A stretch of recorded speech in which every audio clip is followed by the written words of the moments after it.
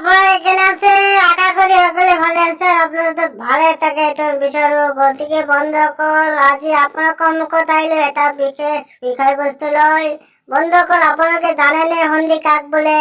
হন্দি কে প্রকার আর কে এই বিষয়ে আজি আলোচনা করিম গতিকে বন্ধ কর আর পরামর্শ করে এটা ভিডিও আরম্ভ করব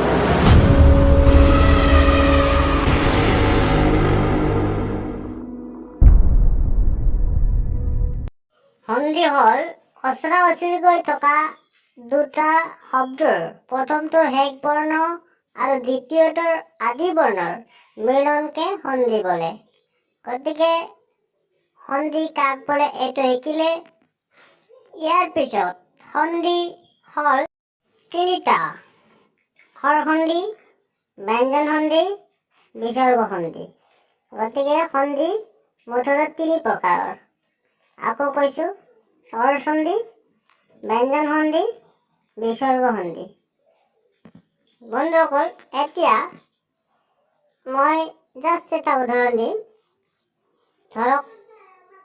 হিমালয় এইটোৰ আপোনালোকে যদি সন্ধি ভাঙাব যায় তেনেহ'লে হিম যোগ আলয় সমান হিমালয় ইয়াত আপোনালোকে দেখিছে হিম মানে হল আপোনাৰ হিম মানে হল বৰফ আৰু আলয় মানে হল ঘৰ বা আলয় বা বাসস্থান সমান সমান হিমালয় অৰ্থাৎ বৰফ থকা ঘৰক হিমালয় বুলি কোৱা হয় যেনে ইয়াত দুটা শব্দ লগ লাগি এটা শব্দ হৈছে আৰু যিটোৰ এটা সুকীয়া অৰ্থ আছে গতিকে আপোনালোকে যদি ইয়াত সূত্ৰ হিচাপে বিচাৰি উলিয়ায় তেনেহ'লে ইয়াত সন্ধিত যিটো সূত্ৰ আছিল তাত কেনেকৈ কোৱা হৈছিল যে অচৰা অচৰিকৈ থকা দুটা শব্দৰ প্ৰথমটোৰ শেষ আৰু দ্বিতীয়টোৰ আদি বৰ্ণ মিলনকে সন্ধি বোলে ইয়াত হিম যোগ আলয় ইয়াত হিমৰ শেষৰ আৰু আপোনাৰ আলয়ৰ প্ৰথমৰ এই দুটা মিলি আলয় হৈছে সেইকাৰণে ইয়াত কোৱা হৈছে দুটা শব্দৰ